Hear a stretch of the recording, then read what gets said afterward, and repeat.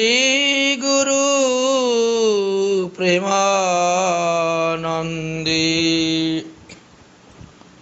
निताई गौर शीतनाथ हरि हरि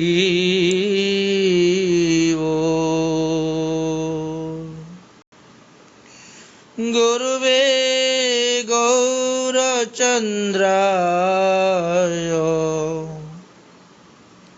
राधिकायै तदालये कृष्णाय कृष्णभक्ताय तद्भक्ताय नमो नमः। श्री श्री श्री नरोत्तम दास ठाकुर महाशयेर विरचिता श्री श्री प्रेम भक्ति चंद्रिका नामक ग्रंथे 8 नम्बर पयार पर्यन्त बा त्रिपदी पर्यन्त आमरा आस्वादन करेছি। এইবার আমরা नवम त्रिपदीते एसे उपस्थित হয়েছি। এই স্থানে ঠাকুর মহাশয় বললেন, প্রেম ভক্তি রীতি যত নিজ গ্রন্থে শুভে কত শিখাইয়াছেন দুহি মহাশয় যাহার শ্রবণ হইতে প্রেমানন্দে ভাসে চিতে যুগল মধুর রসাশ্রয়ে যুগল মধুর রসাশ্রয়ে। শ্রী নরোত্তম দাস ঠাকুর মহাশয়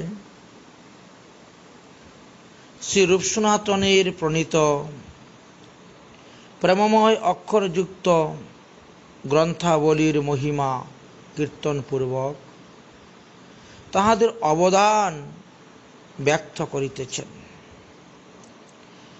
প্রেম ভক্তির রীতি যত নিজ গ্রন্থে শুভে কত। তারা যে গ্রন্থ রচনা করে গেছেন তাতে লেখা আছে, লিখিয়াছেন দুই মহাশয় অর্থাৎ শ্রী রূপ সনাতন, ইহারা উভয়ই মহাশয় অর্থাৎ মহামনা বা উদার চরিত্র। মহাশয় তাকেই বলা হয় যাহার মন মহান, যাহার মন উদার তাকে মহাশয় বলা হয়। তাই সতত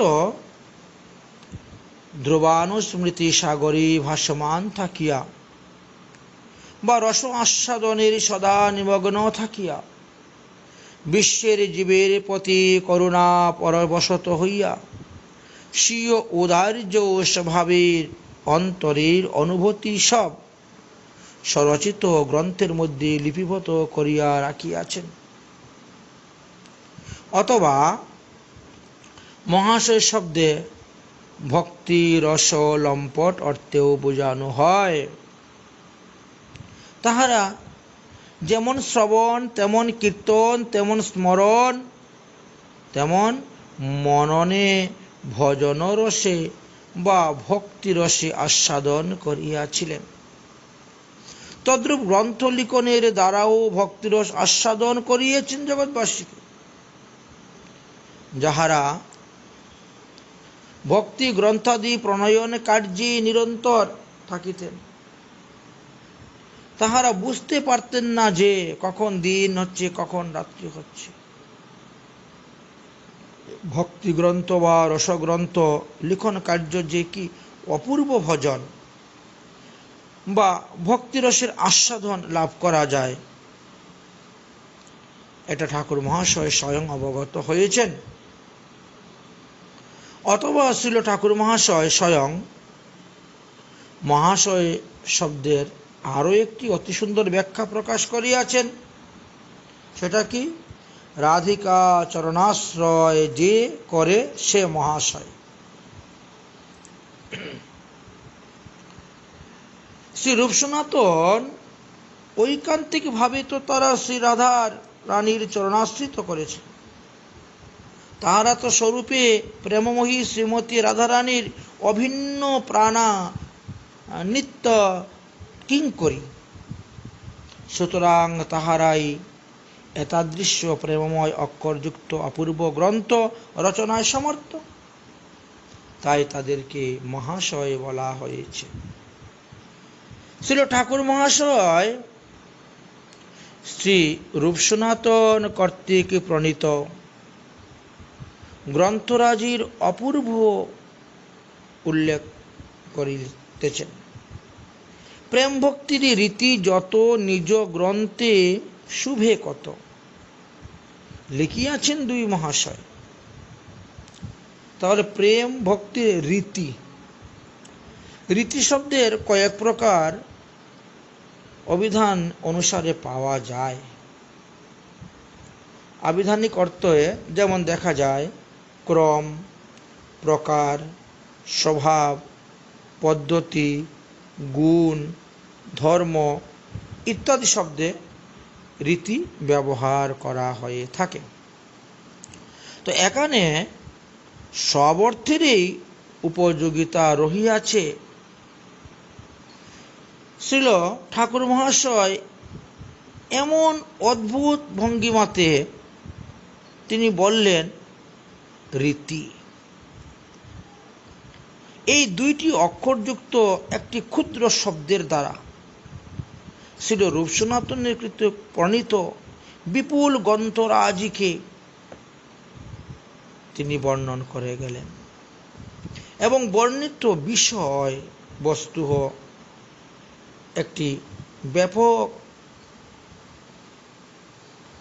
ভাবে প্রকাশ করলেন। এই যে গ্রন্থদ্বয় প্রেম ভক্তি প্রাপ্তির শ্রদ্ধা বলে মনে করতে হবে। রীতি শব্দে অর্থক্রম। শ্রীমৎ রূপ গোস্বামী পাদ তাহার ভক্তিরসামৃত সিন্ধু এবং উজ্জ্বল নীলমণি এই দুটি গ্রন্থের মধ্যেই প্রেম ভক্তি প্রাপ্তির জন্য শ্রদ্ধা, সাধুসঙ্গ, ভজনক্রিয়া, সাধনক্রম, প্রেম ভক্তির ঊর্ধ্বস্তন স্তর, স্নেহ, মান, প্রণয়াদি মহাভাব পর্যন্তই ক্রমবিকাশ এবং মহাভাবের বিবিধ বিলাস চিত্র অঙ্কন করে গিয়েছেন।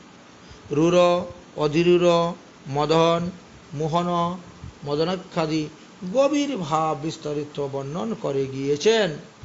এত অলৌকিকভাবে, এত সুন্দরভাবে ভাবগম্ভীর বর্ণন করেছেন যা সচরাচর অন্য গ্রন্থে সহজে দেখা যায় না। শ্রীমৎ সনাতন গোস্বামী পাদ শ্রীমদ্ ভাগবতামৃতের প্রথম খণ্ডে শ্রীকৃষ্ণ কৃপাপাত্র গণের ভক্তির ক্রমবিকাশ এবং দ্বিতীয় খণ্ডে রসানুসারে বৈকুণ্ঠাদি ধামের প্রেম ভক্তির ক্রমবিকাশ বিশেষভাবে উল্লেখ করেছেন, বর্ণন করে গিয়েছেন। তদ্রূপ রতি অর্থে প্রকাশ। তাহারা প্রেম ভক্তি রসে শান্ত, দাস্য, সৌক্য, বাৎসল্য, মধুরাদি ভাবের প্রকারভেদ করে গিয়েছেন। তৎসমস্ত গ্রন্থে দৃষ্টান্ত সহকারে অতি সুনিপুণতার সহিত লিপিবদ্ধ করেছেন। তেমনি প্রেম ভক্তির রীতি বা স্বভাব যে অখিল কৃষ্ণতর বিষয়ের আবেশ দূরীভূত করিয়া কৃষ্ণকে মনে অভিষ্ট করা, ইহাও তাদের গ্রন্থে বিপুলভাবে বর্ণিত।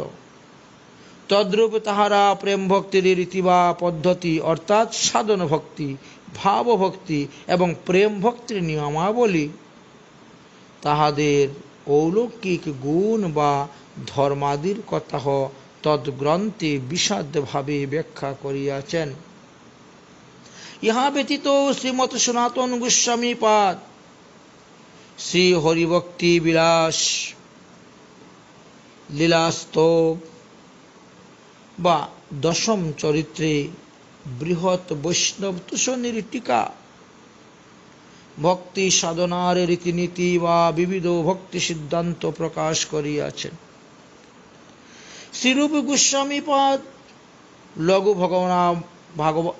লঘু ভাগবতামৃত, বিদগ্ধ মাধব, ললিত মাধব, স্তবমালা, দানকেলি কৌমুদিনী প্রভৃতি প্রেম ভক্তি পরিপুষ্টক রহস্য বর্ণিত করিয়া সুদূরবুদ্ধ ভক্তিকে ভক্তি মানবের বিশ্ব মানবের শুকরাধ্য করিয়া তুলে দিয়েছেন। শ্রীরূপ সনাতন তাহাদের গ্রন্থরাজিতে প্রেমভক্তির রীতিকে সুব্যাখ্যা করিয়াছেন, সুব্যক্ত করিয়াছেন, অর্থাৎ অতি রহস্যময় প্রেমভক্তির কথা তাহার ব্যক্ত করিয়া বিস্তারভাবে বর্ণন করিয়াছেন। শ্রীমৎ রূপ গোস্বামীপাদ লিখলেন, শ্রীমৎ প্রভু পদাম্ভুজৌ সর্বদা ভগবতামৃতে ব্যক্তিকৃতান্স্তি গুরাপি ভক্তি সিদ্ধান্ত। তাহলে তিনি ভক্তি সিদ্ধান্ত বিষয় সব উল্লেখ করিলেন। এইভাবে অনেক অনেক গ্রন্থই তো রচনা করে গিয়েছেন।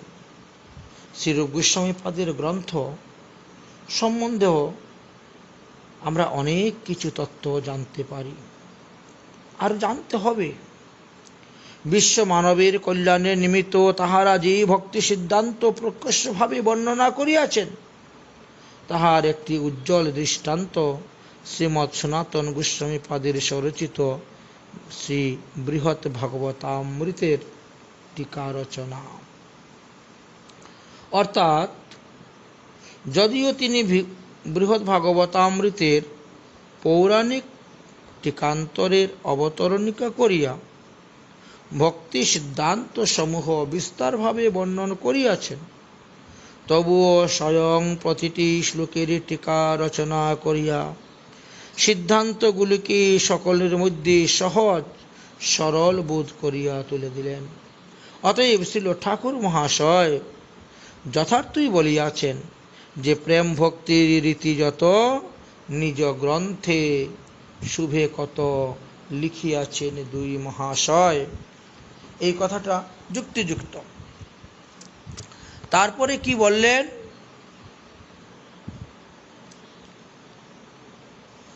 যাহার শ্রবণ হইতে প্রেমানন্দে ভাসে চিতে যুগল মধুর রসাশ্রয়। শ্রী রূপ সনাতনের গ্রন্থরাজি শ্রবণ করলে পরে, কীর্তন করলে পরে চিত্ত মন সব প্রেমানন্দে আপ্লুত হয়ে থাকে। তাৎপর্য হলো এই যে শাস্ত্র এবং মহাজনগণের বাণীতে যে স্বজাতীয় স্নিগ্ধ শতভব মহতের সঙ্গে শ্রীকৃষ্ণের প্রেমপ্রাপ্তি বা ভক্তি সাধনার শ্রেষ্ঠতম সাধন বলিয়া উল্লেখ করা হয়েছে, এই প্রকারে বাঞ্ছিত মহৎসঙ্গ বিশ্বে অতি দুর্লভ। শ্রীরূপ সনাতন তাদের গ্রন্থরাজিতে সিংহ বিশাল অনুভূতি সহ তাদের হার্দ অর্থাৎ হৃদয়ের সাধন সম্পদ সবই গ্রন্থের মধ্যে লিখে রেখে গেছেন, নিহিত করে কি আছে। দ্বিতীয়ত এই সমস্ত গ্রন্থ অক্ষররাজি সবই প্রেমময়, সুতরাং ইহার শ্রবণ কীর্তনাদি করিলে প্রেম প্রাপ্তি হইবে এবং প্রেম রস আস্বাদনের অতি শক্তিশালী বা সাধন ভক্তি লাভ করিতে পারিবে। বিশেষত আমরা যুগল উপাসক গৌরীয় বৈষ্ণবগণের এইসব গ্রন্থরাজি কণ্ঠহার স্বরূপ বলেই মনে করবেন, যেহেতু ইহা যুগল মধুর রসের আশ্রয় বা আধার। শ্রী রূপ সনাতনের নিখিল গ্রন্থরাজি শ্রী শ্রী রাধা মাধবের রূপমাধুর্য, গুণমাধুর্য, লীলামাধুর্য রসে পরিপূর্ণ এবং যুগলের প্রেম সাধনার পরিপাটিতেও তদনুরূপ সিদ্ধান্তে ভরপুর। তাই এইসব গ্রন্থের আস্বাদনে যুগল উপাসকদের চিত্তে যে প্রেম আনন্দ রসে ভরিয়া যাইবে, এটা তো বলা হইলই। এই জন্য পরানন্দ হয় চিত্ত, বরং আনন্দ চিত্ত হয়। এইরূপ পাঠও কোথায় কোথায় দেখা যায়। তাহা হইলে এরূপ অর্থ আমাদেরকে বুঝে নিতে হবে, কারণ প্রেমানন্দই পরানন্দ, যাহা অপেক্ষা শ্রেষ্ঠ আনন্দ বিশ্বে আর কিছুই নাই।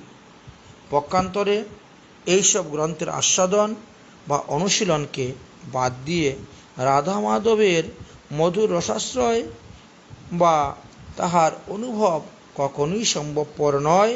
ইহাই ব্যঞ্জিত হয়েছে এই ত্রিপদীতে। এবার আমরা দশম ত্রিপদী আস্বাদন করতে যাব। দশম ত্রিপদীতে বলেছেন,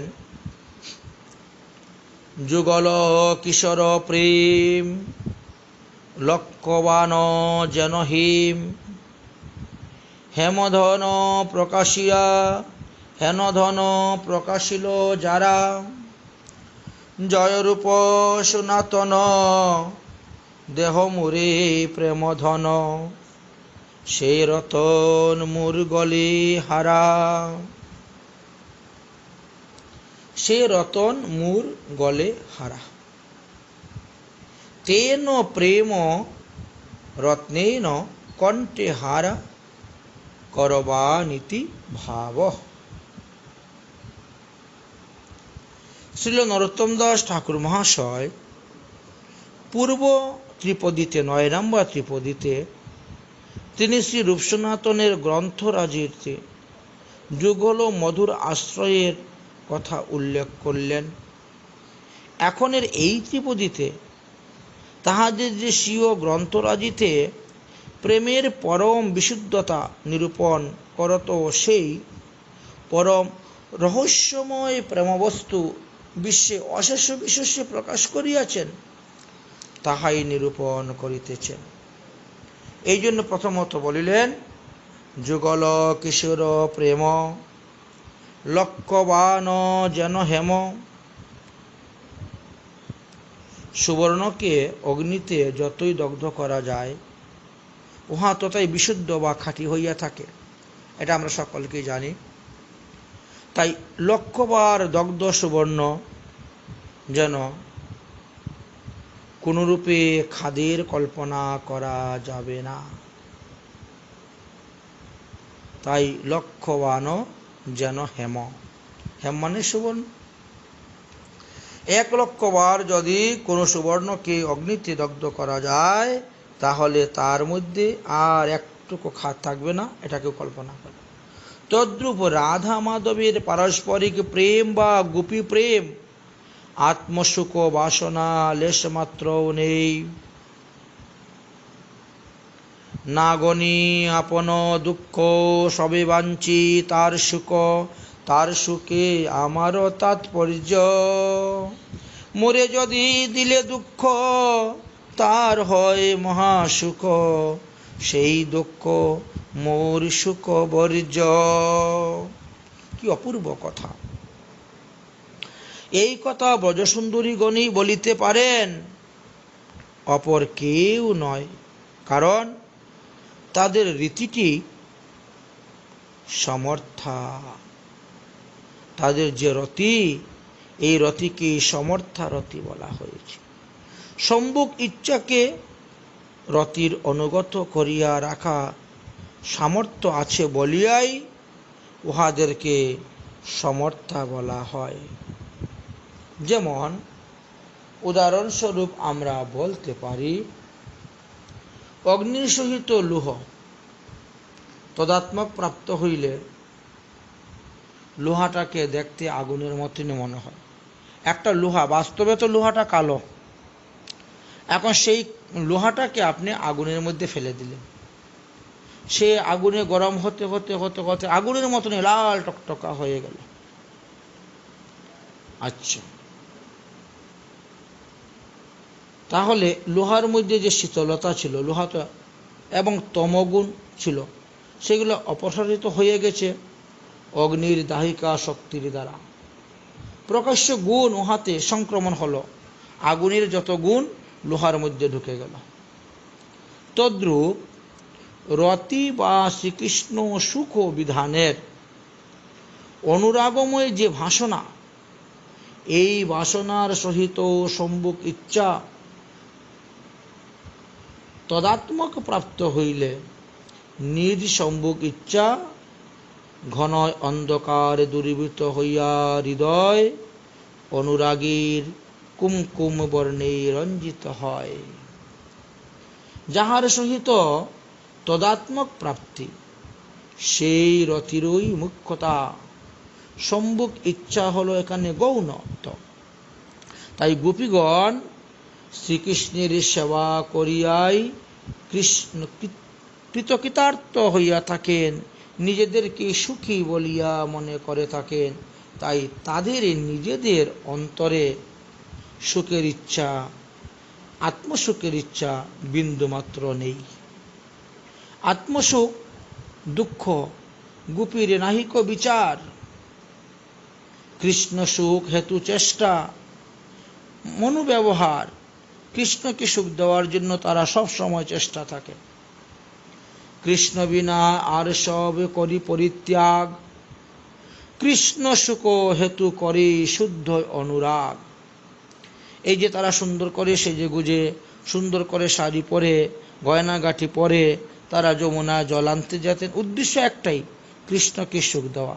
কৃষ্ণ আমাকে দেখলে সুখী হবে, আনন্দ পাবে, এই জন্য।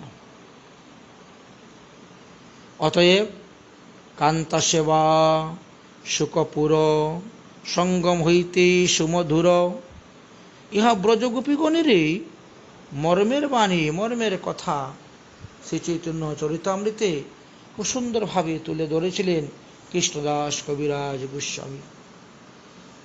আচ্ছা, প্রকট লীলায় শ্রীকৃষ্ণ যখন মথুরায় গমন করিলেন, তখন ব্রজসুন্দরী গণের যেরূপ দারুণ বিরহের কথা আমরা শ্রীমদ্ ভাগবত আদি শাস্ত্রেতে দেখতে পাই, বর্ণিত আছে, তাহাতে অপর কোনো ভক্তের পক্ষে প্রাণ ধারণ করাই সম্ভব নহে।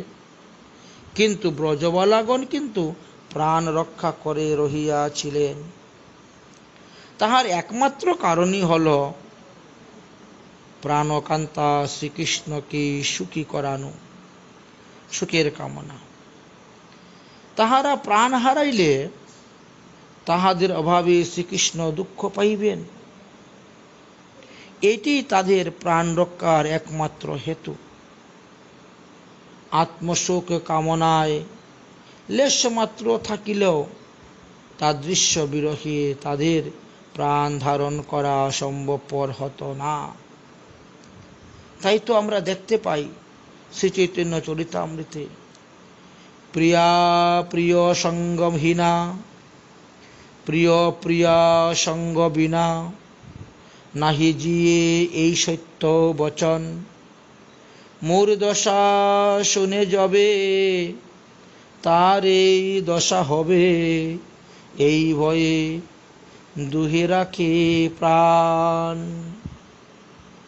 সর্বোপরি শ্রীমতী রাধিকা রানী, সব গোপীদের উপরে শ্রীমতী রাধামতী রানী, তেনার যে মাদনৈক্য মহাভাবের প্রতি সূক্ষ্মাতি সূক্ষ্ম উপাধিগুলি তিরোহিত হইয়াছে বলিয়া তাহা লক্ষ্যবান হেম অপেক্ষাও পরম বিশুদ্ধ হইয়াছিল। শ্রীল রূপ সনাতন তাহাদের গ্রন্থে শ্রী রাধা মাধবীর প্রেমের বিশুদ্ধতা দৃষ্টান্তের দ্বারা বিস্তারভাবে বর্ণন করিয়াছেন, যাহা পূর্বে ব্রহ্মা উদ্ধবাদীয় দুর্গম বা দুর্গায় ছিল, তাদৃশ্য শ্রী রাধা মাধবের রহস্যময় প্রেম রূপ সনাতনের গ্রন্থে এমনভাবে অভিব্যক্ত হইয়াছে যে সাধারণ কলিযুগের সাধকগণেরও উহা সহজ বুদ্ধ, তারা অতি সহজে বুঝতে পারবেন। সাধারণ বিষয়বস্তু এমনভাবে লেখা আছে। তাই হেন প্রেম প্রকাশিল যারা।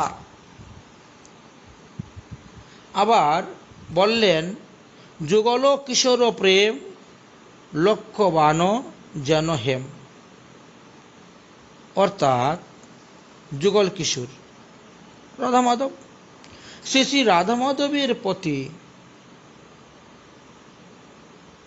শ্রী রাধার সখীগণের যে প্রেম, তাহা লক্ষ্যবান হেম অপেক্ষাও পরম বিশুদ্ধ, এই অর্থ ব্যবহার করা যায়।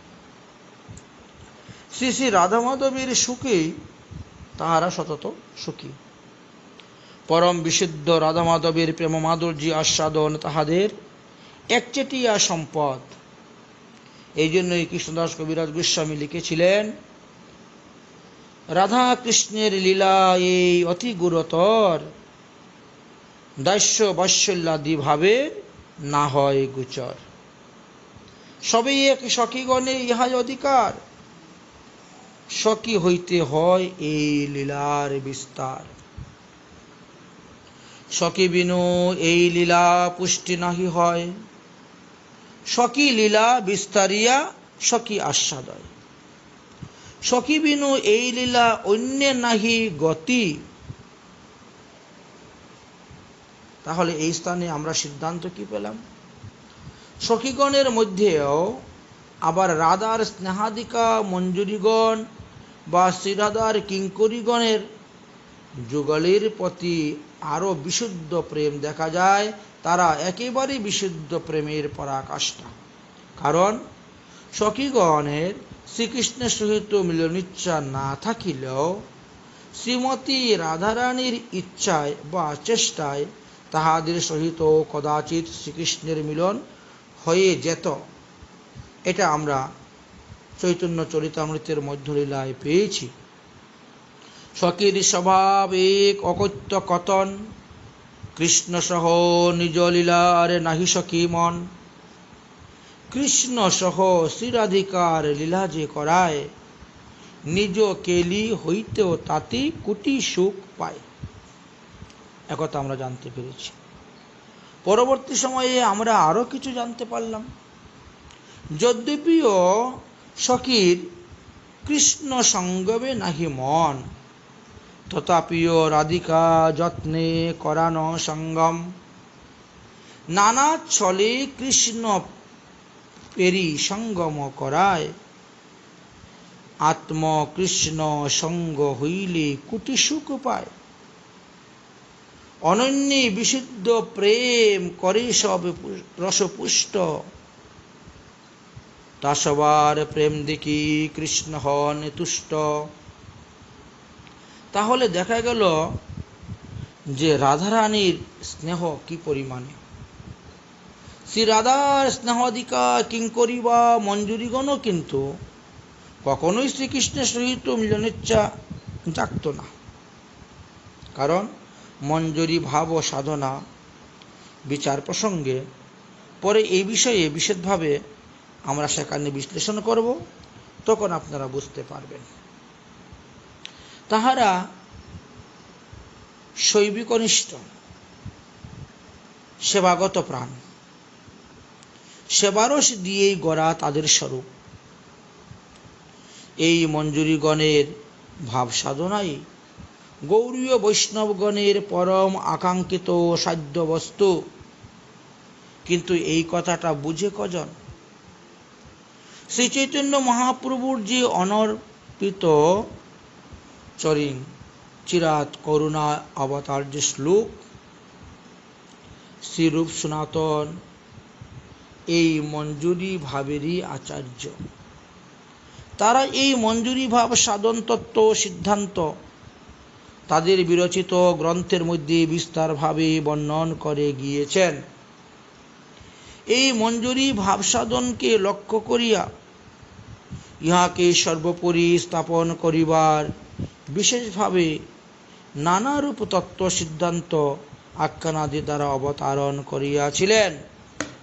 কিন্তু বর্তমান জগতে কিছু কিছু সম্প্রদায় আছে যারা নিজেদেরকে গৌড়িয়া বলে দাবি করে, অথচ তারা সিদ্ধ প্রণালী, সিদ্ধ স্বরূপ, মঞ্জুরি স্বরূপ আদি এইগুলাকে মানে না, গ্রহণও করতে চায় না, বা সেই পদ্ধতিতে ভজনও করতে চায় না। শ্রী সনাতন গোস্বামী পাদের বৃহৎ ভাগবতামৃত গ্রন্থেই তার প্রকৃষ্ট প্রমাণ আছে। এই রূপে যুগল কিশোরের প্রতি মঞ্জুরি গণের পরম বিশুদ্ধ প্রেম শ্রীরূপ সনাতন তাদের গ্রন্থেতে অশেষ বিশেষে প্রকাশ করে গিয়েছেন। শ্রী ঠাকুর মহাশয় যেন তিনি প্রার্থনা করিতেছেন, জয়রূপ সনাতন দেহ মরি প্রেমধন, যেই রতন মোর গলে হার। হে কৃপাময়, হে রূপ সনাতন, তোমরা আমায় এই মঞ্জুরি ভাবটি, এই প্রেমধন দান করো, যেন আমি এটা গলার হারের মতন পরে রাখতে পারি। গলার হারের ন্যায় যেন সেই প্রেম রতন হার সতত আমার আত্মায় শোভাবর্ধিত হয়। এখানে প্রেমকে ধন বলা হয়েছে। ধনের দ্বারা যেমন দরিদ্রতা নাশ হয়, ভোগাদি সম্পদ লাভ করা যায়, তদ্রূপ প্রেমের দ্বারা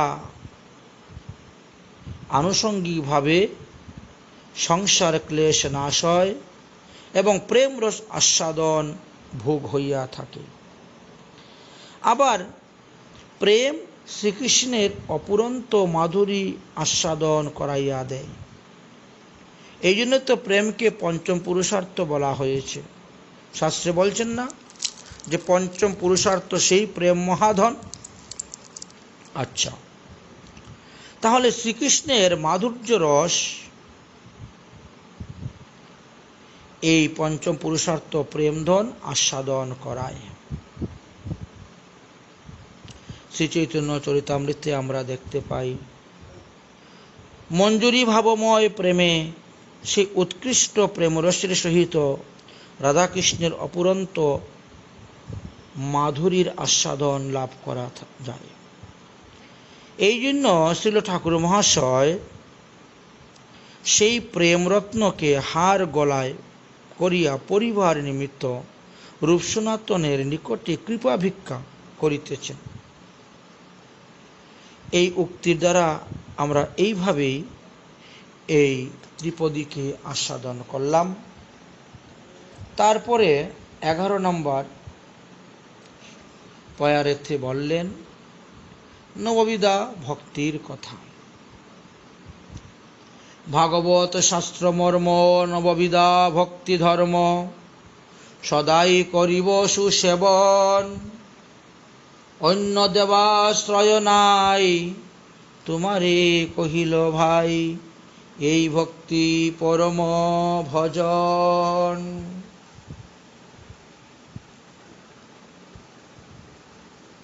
শ্রীল ঠাকুর মহাশয় বৈষ্ণব সমাজে তিনি প্রেম ভক্তির মহারাজ। আজ্ঞাপ্রাপ্ত হইয়াও, অতুল প্রেম ভক্তির অধিকারী হইয়াও এত দৈন্য তিনার ভিতরে, তিনি এখন দৈন্যতাবশত নিজেকে সাধারণ সাধক জ্ঞানে তিনি বলিতেছেন যে ভাগবত শাস্ত্র মর্ম নববিধা ভক্তি ধর্ম সদাই করিব সুসেবন।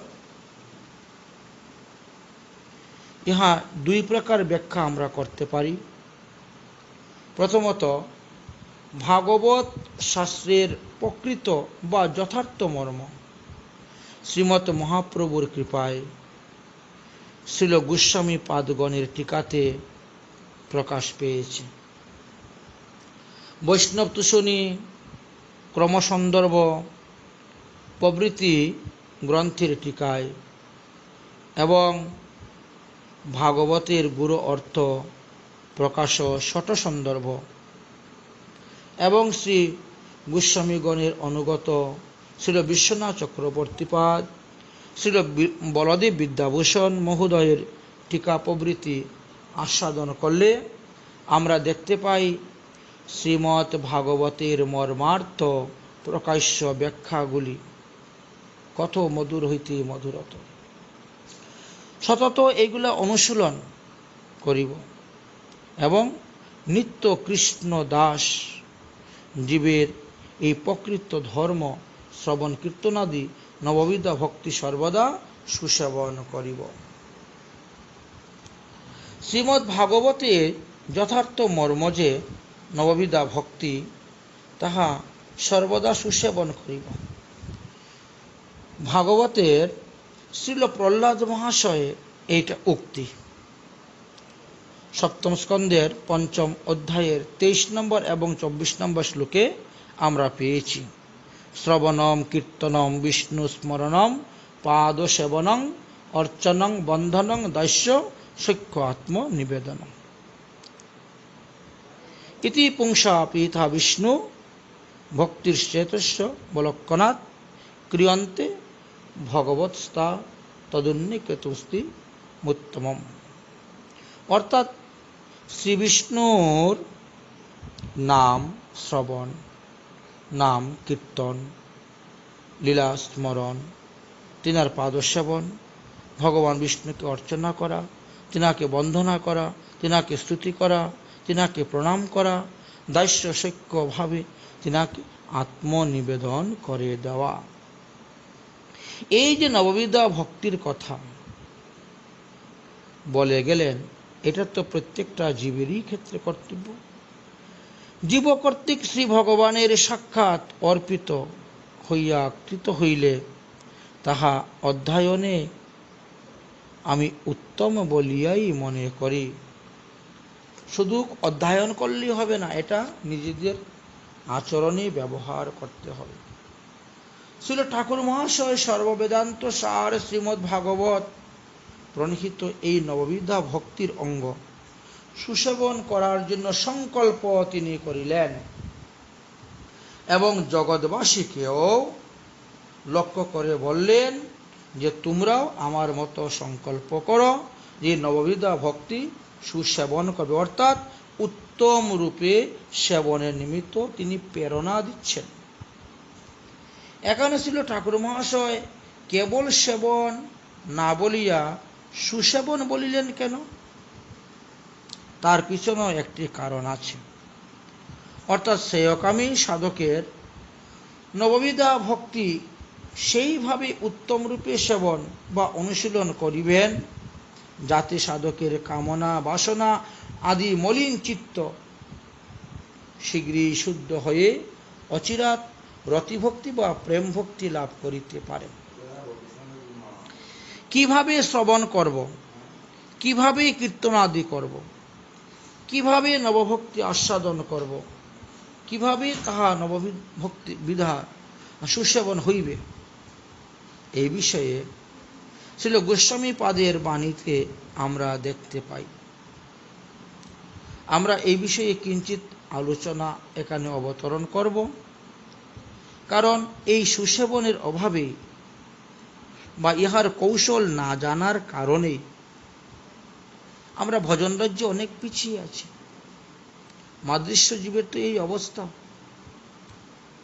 ভজন জীবনে প্রেমপ্রাপ্ত হতে গেলে সাধককে অনেক কিছু জানতে হবে, আর এই জানাটা যদি অধিক বিলম্ব হয়ে যায় তাহলে বিপদ। তাহলে আসুন আমরা এখানেই জেনে নেই এই নববিধা ভক্তি আমরা কিভাবে সুসেবন করব। তাহলে প্রথমেই বললেন শ্রবণ, প্রথমেই আমাদের আসলো শ্রবণ। আচ্ছা, শ্রবণাঙ্গ ভক্তি যাহাতে সুসেবন বা উত্তম রূপে সেবন হয়, সেই বিষয়ে শ্রী যুগ গোস্বামী পাদ লিখলেন,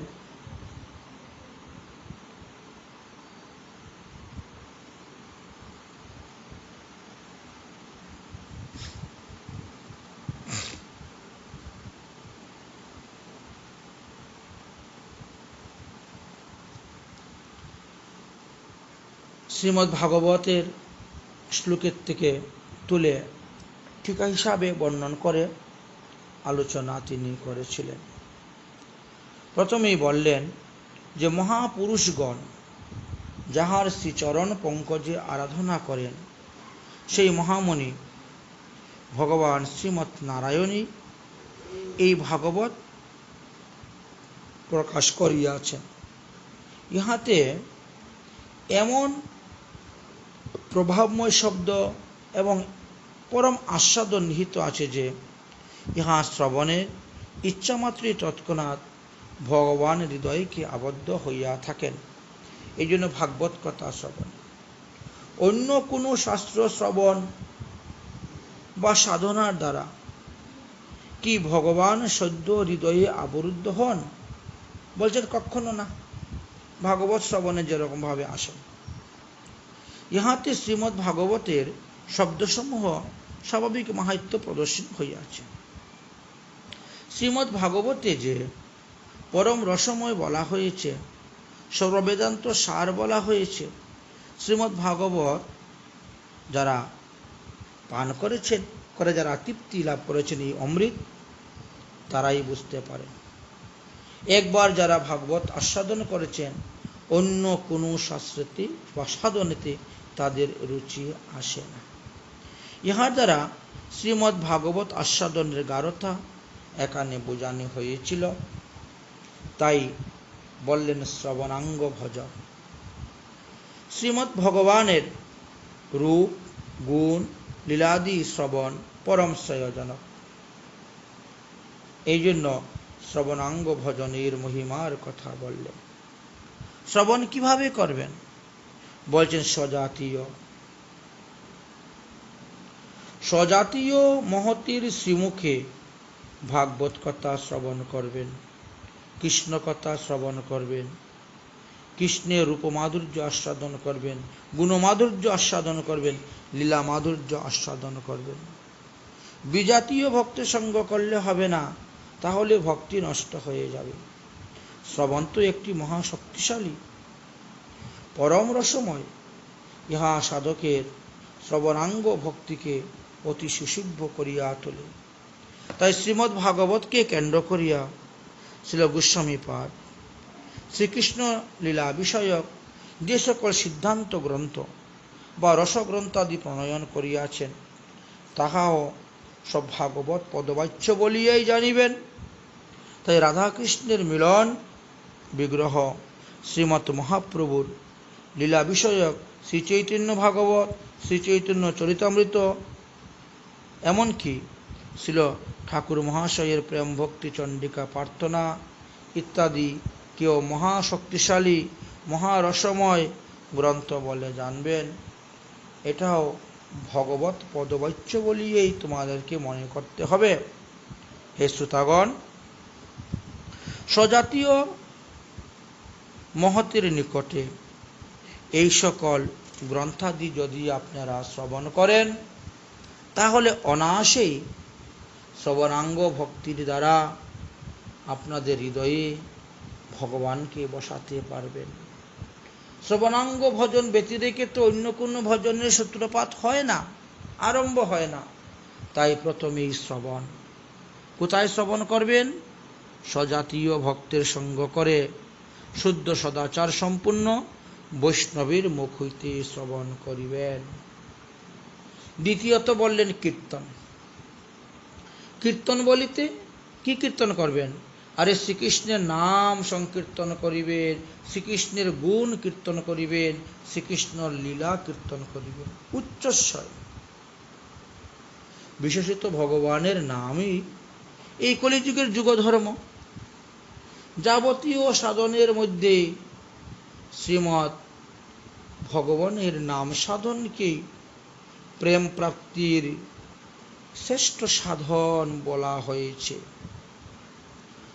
দেশ কাল দ্রব্যাদির দ্বারা পরিচ্ছন্ন অপহরিত, অধিকার অনধিকার বর্জিত জীবমাত্রেই পরমহিত সাধনের জন্য এই হরিনাম অকাতরে মহাপ্রভু দিয়ে গিয়েছে। নাম সংকীর্তনই যে সর্বশাস্ত্রী প্রেম প্রাপ্তির পরম উপায় রূপে নির্ণয় হইয়াছে, তাহা ভাগবতেও দেখা যায়। ভাগবতের দ্বিতীয় স্কন্ধের প্রথম অধ্যায়ের 11 নম্বর শ্লোকে আছে, ততে নিবিদ্ধ মনানামিশ্চন্তামোল্লুভয়ম যোগিনাম নৈপ্য নির্ণিতাম হরের নামানুকীর্তনম। স্পষ্ট লেখা আছে। সিদ্ধস্বামী যখন এই শ্লোকের টিকা লিখলেন, তখন তিনি বললেন সাধকগণের এবং সিদ্ধ মহাপুরুষগণেরও এই নাম সংকীর্তন অপেক্ষা শ্রেষ্ঠ সাধন আর নাই। এই অভিপ্রায়ই যেন বলছেন, হে রাজন, যাহারা সকাম, এই নাম সংকীর্তনই তাহাদের বাঞ্ছিত ফল পৌঁছাইয়া দিবেন। অতএব এটা প্রকৃত সাধন, এই নামকে সাধন করে যাও। আবার বললেন, মুমুক্ষুজনের এই নাম সংকীর্তনই মুক্তির মুখ্য সাধন। যোগী এবং জ্ঞানীগণেরও যোগ সাধনার মূল ফল এই নাম সংকীর্তন। তাহলে সব কিছুতেই নাম সংকীর্তনই শ্রেয় বলে গেলেন। নাম সংকীর্তন ছাড়া যুগের দ্বারা, জ্ঞানের দ্বারা, কর্মের দ্বারা ভগবৎ পাদপদ্ম লাভ করা যাবে না। এই নাম সংকীর্তন কি উপায়ে সুসেব্য হইয়া প্রেমের সাধক হয়, তাহা শ্রীমৎ মহাপ্রভু স্বয়ংই শ্রীমুখে শিক্ষাষ্টকে ব্যক্ত করিয়াছিলেন। যেই রূপে লইলে নাম প্রেম উপজয়, তাহার লক্ষণ শুন স্বরূপ রাম রায়। তৃণাদপি সুনিচেন তরিরুব সহিষ্ণুনা ও মানিনা মানদেন কীর্তনীয় সদা হরি। মহাপ্রভু এই শ্লোকে স্বয়ংই তিনি নিজে অর্থ করে বললেন, উত্তম হইয়া আপনারে মানে তীর্ণধাম, দুই প্রকারই সহিষ্ণু করেন বৃক্ষসম। বৃক্ষ যেন কাটিলেও কিছু না বলয়, শুকাইয়া মইলে কারে পানি না মাগয়। যেই যে মাগে তারে দেয় আপন ধন, ঘর্ম বৃষ্টি সহে আনেন করে হে রক্ষণ অন্যরে। উত্তম হইয়া বৈষ্ণব হবে নিরভিমান, জীবে সম্মান দিবে জানি কৃষ্ণ অধিষ্ঠান। এই মতন হইয়া যেই কৃষ্ণ নাম লয়, কৃষ্ণের চরণে তার প্রেম ভক্তি হয়। তাহলে কৃষ্ণদাস কবিরাজ গোস্বামী পাদের উক্ত শ্লোকের বিষয়ে মন্তব্য প্রকাশ করতে গিয়ে তিনি লিখলেন, ঊর্ধ্ববাহ করি কহি শুন সর্বলোক, নামসূত্রে গাথিয়া পর কণ্ঠে এই শ্লোক। প্রভুর আজ্ঞায় কর এই শ্লোক আচার, অবশ্যই পাইবে তবে কৃষ্ণের চরণ। তাহলে এই শ্লোকের আচরণ করার, কেননা উক্ত অবস্থা লাভ না হওয়া পর্যন্ত নাম গ্রহণের মুখ্য ফল প্রেম, সেই বস্তুটা লাভ করা যায় না। যেহেতু এই শ্লোকে যথাযথ যাজনের কথাই বললেন, তার যথাযোগ্য যাজন করতে গেলে কি করতে হবে? নিরপরাধে আমাদেরকে নাম সংকীর্তন করতে হবে। এটাই বোঝা গেল। সায় অপরাধ ব্যক্তির প্রতি নাম প্রসন্ন অন্না।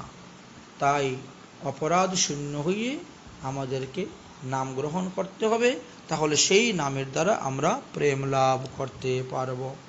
যেহেতু কলিযুগে এই নাম সংকীর্তন সুসেবন করিয়া যাহারা অচিরাই প্রেম লাভ করিয়াছেন, তাহাদিকের দশবিধ নাম অপরাধ বর্জন করিয়াই তারা নাম সংকীর্তন করিয়াছিলেন, এটা আমাদেরকে বুঝতে হবে।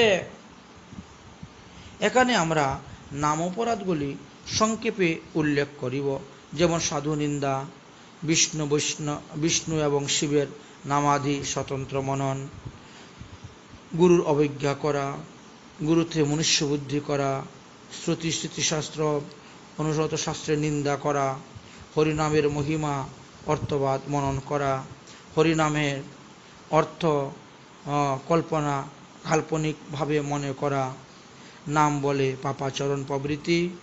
অন্য শুভ ক্রিয়া সহিত নামের মহিমার সমান ব্যাখ্যা করা বা শ্রদ্ধাহীন জনকে নাম উপদেশ দেওয়া, নাম মাহাত্ম্য শ্রবণ করিয়াও নামে অপ্রীতি ইত্যাদি ইত্যাদি অনেক কিছু তত্ত্বকথা আলোচনা আছে।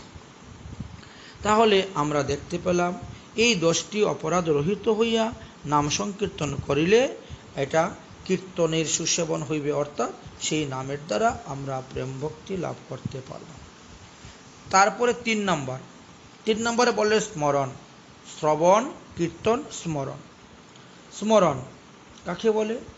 শ্রী ভগবানের নাম গুণ লীলাদির সহিত মনে সংযুক্ত হইলেই তো তাকে স্মরণ বলা হয়। শ্রী হরি স্মরিতই সকল সাধনের প্রাণধন। এই স্মরণ ভক্তি যাজনে মন সংযোগের একান্ত প্রয়োজন। মন শুদ্ধ না হইলে কিন্তু এই স্মরণ সম্ভবপর হইবে না। অর্থাৎ অন্য পদার্থের স্ফুরণরূপ মল দূরীভূত না হইলে চিত্ত শুদ্ধ হয় না বলিয়াই স্মরণাঙ্গ যাজনকালে খুবই কঠিন হয়ে পড়ে। তাই যারা স্মরণাঙ্গ যাজন করেন তাদের পক্ষে সম্ভব হয় না। কেন হয় না? বললেন যে এখনো চিত্ত শুদ্ধ হয় নাই। জীব গোস্বামী পাদের লেখা একটি বিষয়ের মধ্যে এইভাবে অনেক তত্ত্বকথাই আলোচনা ছিল। তাই আমরা স্মরণাঙ্গ সেবার কথা বললাম।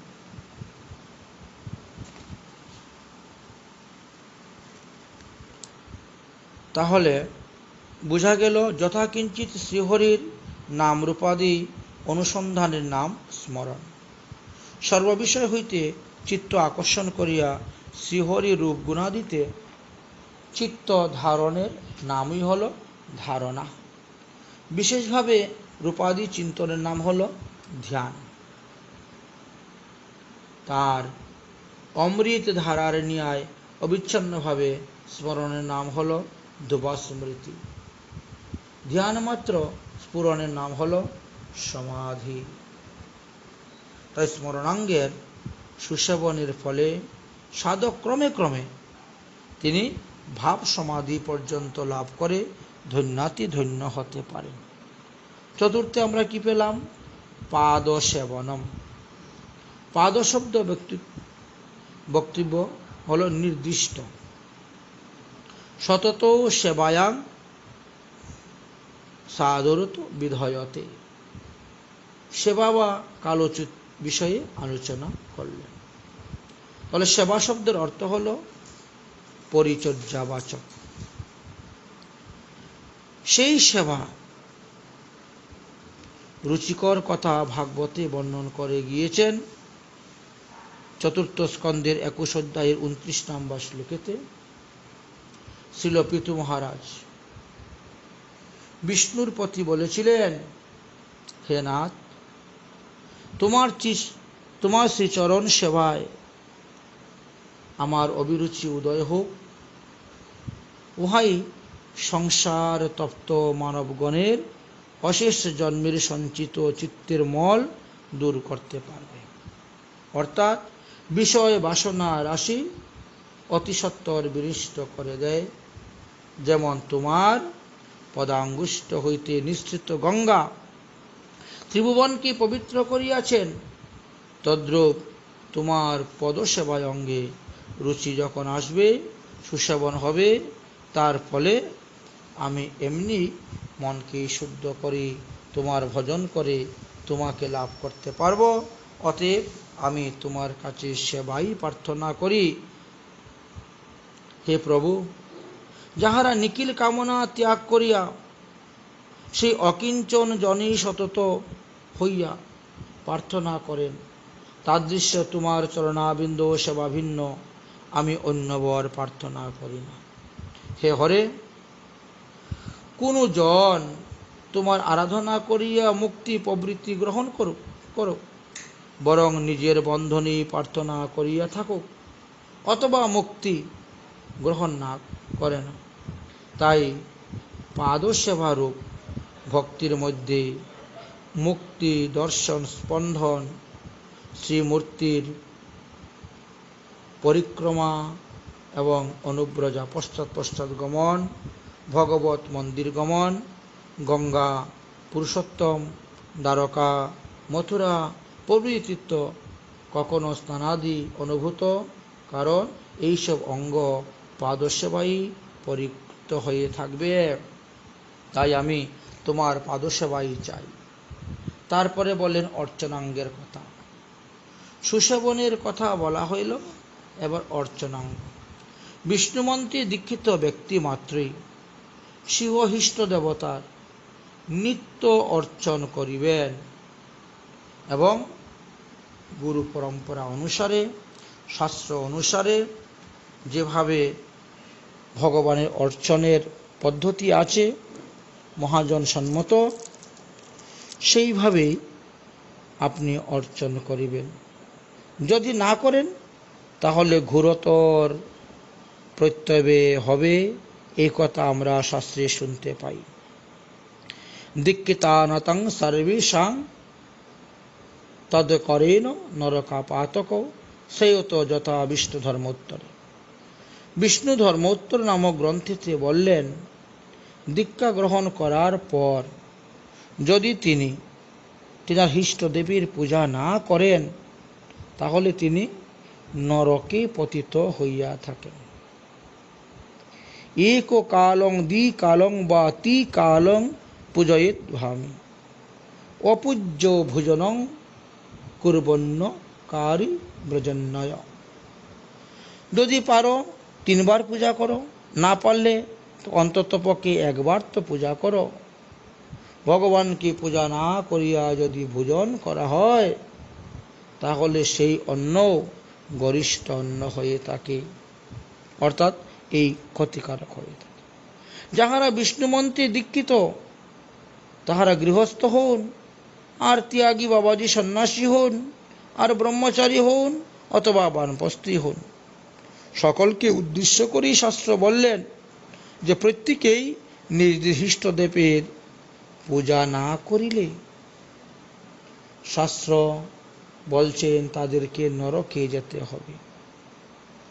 বিষ্ণু ধর্মোত্তর শাস্ত্রে লেখা আছে, বিষ্ণু মন্ত্রে দীক্ষিত ব্যক্তি 1 কাল, 2 কাল অথবা ত্রিকালই হরির পূজা করিবেন।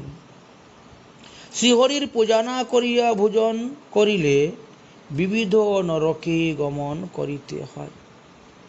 বিশেষত গৃহস্থ ভক্তগণের পক্ষে অর্চন মার্গটি মুখ্য ভজন অঙ্গ। যেহেতু সম্পত্তি মন্মত্ত গৃহস্থয়ানাম মার্গৈব মুখ্যাঃ।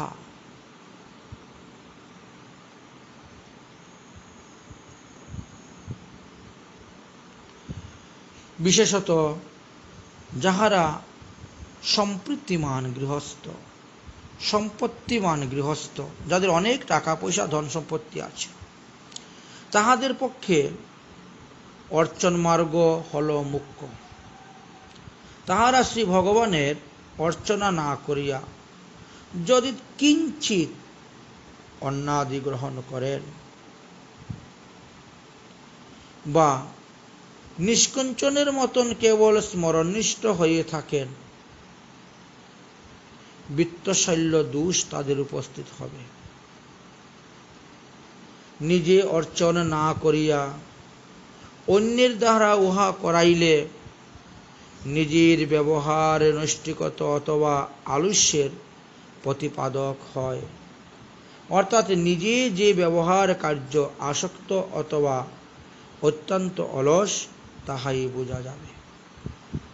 অর্থাৎ গৃহস্থ ব্যক্তি যতই ধনী হন না কেন তিনি সহজেই ভগবানের পূজা করবেন, কোনো পূজারী রেখে করাবেন না। বিগ্রহ নহ তুমি সাক্ষাৎ ব্রজেন্দ্র নন্দন, এই যে বিশ্বাস বিগ্রহ সেবাতে, এই যে অর্চন মার্গটি যথাযথ সুশোভিত হইয়া থাকে, তাই ভক্তি সন্দর্ভ গ্রন্থে তো এই বিষয়ে অনেক তত্ত্বকথা তুলে ধরেছেন। আমরা দেখতে পাই প্রতিমাকে শ্রীকৃষ্ণ প্রভৃতি হিষ্ট দেবতার সঙ্গে বিগ্রহ নও, তুমি সাক্ষাৎ ব্রজেন্দ্র নন্দন। তাহলে এই বিশ্বাস মনের মধ্যে রেখেই আমাদেরকে অর্চন পদ্ধতি অনুসারে ভগবানের সেবা পূজা করে যেতে হবে। মহাত্মাগণ এইভাবে বিগ্রহেতে ভগবানে অভেদরূপে চিন্তা করিয়া সেবা করে গিয়েছেন। নিজ ইষ্ট দেবতার সঙ্গে শ্রী বিগ্রহের কোনরূপ ভেদভাবনা সমুচিত নহে, কারণ উভয়ের আকারে এই রূপে ভেদ নাই। অবিষ্টেয় সঙ্গে শ্রী বিগ্রহের কিঞ্চিত মাত্র ভেদভাবনা করিলে, অথবা প্রতিমাতে শিলাবুদ্ধি বা ধাতুমূর্তি প্রভৃতি ভেদভাব করিলে ব্যবহারিক এবং পরমার্থিক উভয় দোষেই শোনা যায় তোমার ক্ষতি হবে। আমরা দেখতে পেয়ে উদাহরণস্বরূপ যখন মহারাজ দশরথ মৃগ ভ্রম করিয়া অন্ধমণির পুত্র সিন্ধুকে বাণ দ্বারা নিহত করিয়া তাহাকে লইয়া অন্ধমণির নিকটে আগমন করেছিলেন, তখন মুনি মৃতপুত্রকে লইয়া বিলাপ করিতে করিতে বলিলেন, আমি কি কোনোদিন শ্রীহরির প্রতিমাতে শিলাবুদ্ধি করিয়াছিলাম, যেই অপরাধে আমার এই প্রকার পুত্রশোক উপস্থিত হইয়াছে? বস্তুত নাম বিগ্রহ রূপ তিন একই রূপ, তিনে ভেদ নাই, তিন চিতানন্দ রূপ। তো এইসব শাস্ত্র মহাজনের বাণী ধীর বিশ্বাস স্থাপন পূর্বক স্বীয় ইষ্টদেবের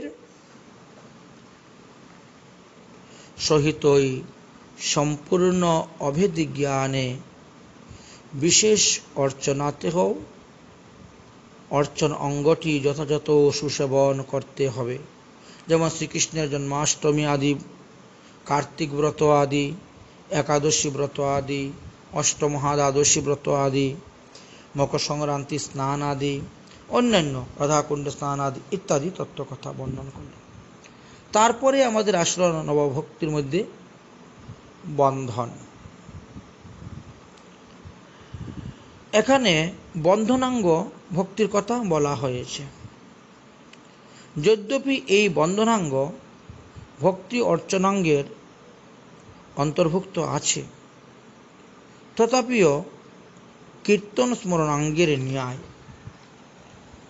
অর্থাৎ কীর্তন করিলে যে শ্রীহরির স্মরণ হয়, তবু স্মরণের প্রাধান্য স্মরণাঙ্গকে পৃথক বিধান করা হয়ে থাকে, তদ্রূপ স্বতন্ত্রভাবে বন্ধন অঙ্গকেও প্রাধান্য দেওয়া হয়েছে। এটাও ভজনের একটা পৃথক অঙ্গ বলা হয়েছে। কোনো কোনো ভক্ত ভগবানের অন্তর গুণৈশ্বর্য শ্রবণ করিয়া সভ্রম চিত্তে ধন্যবশত সেই গুণানুসন্ধানে বা চরণ সেবার প্রবৃত্তিতে নিজেকে অধিকার নাই এইরূপ ভাবিয়া কেবল নমস্কার মাত্রই করিয়া থাকেন, আবার দূর হইতে কৃত সংকল্প করিয়া থাকেন। তাহাদের জন্য বিশেষভাবে এই বন্ধনা শব্দটি প্রয়োগ করা হয়েছে। কেন প্রয়োগ করা হলো? বলেন, স্বতন্ত্রভাবে এই বন্দনা শব্দটা উল্লেখ করা হয়েছে। এই বন্দনা সম্বন্ধে ভাগবতে ব্রহ্মা ভগবানের স্তব প্রসঙ্গে বলিয়াছিলেন, হে নাথ, নিখিল গুণের আকার যে তুমি, সেই তোমার গুণের পরিণাম করিতে কেহই সমর্থ নহে। সেই হেতু এই যে একমাত্র তোমারই কৃপায় প্রতি ইচ্ছায় সুখ দুঃখাদি সবই তোমার করুণা বলে মনে করি। যা কিছু হচ্ছে সব তোমার করুণার দান বলে মনে করি। তাই স্বীয় কর্মফল ভোগ করে এবং কায় মন বাক্যে তোমায় নমস্কার করেও।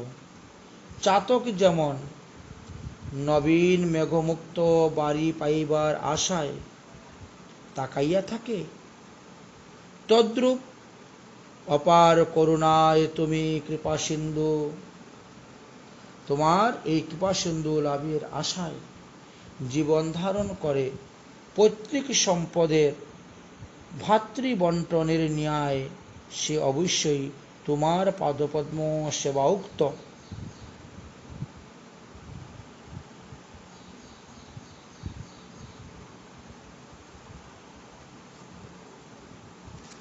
অধিকার প্রাপ্ত হইয়া থাকে।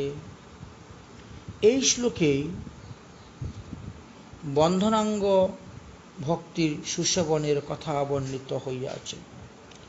নববিধ ভক্তির এই 6টি অঙ্গের সুসেবনের সম্ভবপর হইলে দাস্য সূক্ষ্ম আত্মনিবেদন এই 3টি অঙ্গের সুসেবন সততই সম্ভবপর হইয়া থাকে।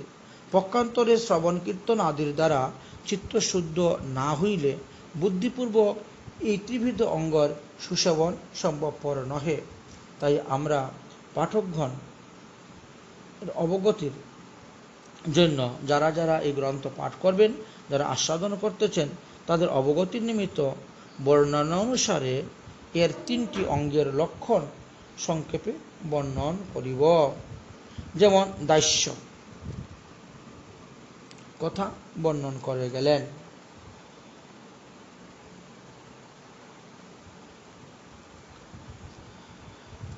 আমি শ্রী বিষ্ণুর দাস, এই অভিমান ভজন অনুষ্ঠানের নামই হল দাস্য ভক্তি।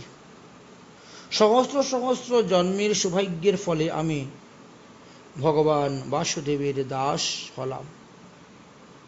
এই অভিমান যাহার উদরে আছে, তিনি সমস্ত লোক উদ্ধার করতে পারবেন। ভজন করিয়া যত্নের কথা দূরে থাক, ভজন করিবার যত্নের কথা দূরে থাক, কেবল আমি ভগবানের দাস এই অভিমান সিদ্ধি হইলেই প্রেম ভক্তি লাভ হইয়া থাকে। এই অভিপ্রায়েই অন্য ভজন অঙ্গগুলো উল্লেখ করা হয়েছে। তাই দাস্য ভক্তির অঙ্গের কথা প্রথমে উল্লেখ করা হয়েছে। দাস্য সম্বন্ধে অন্য সব ভজনই সর্বশ্রেষ্ঠতমা বলা হয়েছে। যেমন ধরেন, উদাহরণস্বরূপ বলতে পারি, দুর্বাসা মুনি অম্বরীশ মহারাজের প্রতি বলিয়াছিলেন, যে তীর্থপদ ভগবানের যথোকথঞ্চিত ভাবে নামমাত্র শ্রবণের দ্বারাই মানব নির্মলতা লাভ করে, অর্থাৎ তাহার ভগবত মাধুরী আস্বাদনের ফলে তদিতর বস্তুতেই তুচ্ছ বুদ্ধি জন্মে, সম্যক ভজনের দ্বারা সেই সেই কৃতার্থ লাভ করিতে পারে, তাহাতেই বলা বাহুল্য। আর যাহারা আমি ঈশ্বরের দাস এই অভিমান সম্যক ভজন করিতেছেন, তাহাদের সর্বসাধন ও সাধ্যর মধ্যে কি পাওয়ার অবশিষ্ট থাকে? অর্থাৎ কোনো কিছুই পাওয়ার অবশিষ্ট থাকে না, তাদের সব কিছু পাওয়া হয়ে যায়। তারপরে সত্যের কথা বললেন। শ্রী ভগবানের হিত আকাঙ্ক্ষাময় বন্ধুভাবের নামই হল সত্য। ব্রহ্মস্তুতিতে শ্রী ব্রহ্মা পরমানন্দ স্বরূপ পূর্ণ ব্রহ্ম স্বয়ং ভগবান শ্রীকৃষ্ণকে ব্রজবাসী গণের মিত্র বলিয়া স্তব করিয়াছিলেন, আমরা দেখতে পাই। ভগবানকে মানুষের ন্যায় দেখিবার জন্য এবং তাহার সহিত বন্ধুত্বের ন্যায় ব্যবহার করিবার জন্য কোনো কোনো সেবাপরায়ণ ভক্ত মন্দিরেই শয়ন করেন। এই অভিপ্রায়ে শ্রবণ কীর্তন শ্লোকে দাস্যর পরে সখ্য উল্লেখ করলেন। দাস্যর সেবা সম্পত্তি থাকিলেও সম্ভ্রম সংকোচ প্রকাশ পায়, কিন্তু সখ্য সেবা সংকোচবিহীন। বন্ধুভাবময় প্রীতিতে বিশ্বাসের প্রাধান্যতা আছে বলিয়াই দাস্য হইতে সখ্য শ্রেষ্ঠতর। আবার পরমেশ্বরেও যে অসংকোচন ব্যবহারময় সখ্যের বিধান শাস্ত্রে করিয়াছেন তাহা কিন্তু আশ্চর্যবহ নহে। যেহেতু দেবতা হইয়াও দেবতার অর্চন করিলে শাস্ত্রবাক্য এইরূপ ব্যবস্থাও শোনা যায়। কিন্তু সাধক নিজেকে দেবতা বলিয়া ভাবিবে না। যদি ভাবনা করে তাহলে নিজ প্রভুর সেবার বিরুদ্ধ ঘটে যাবে।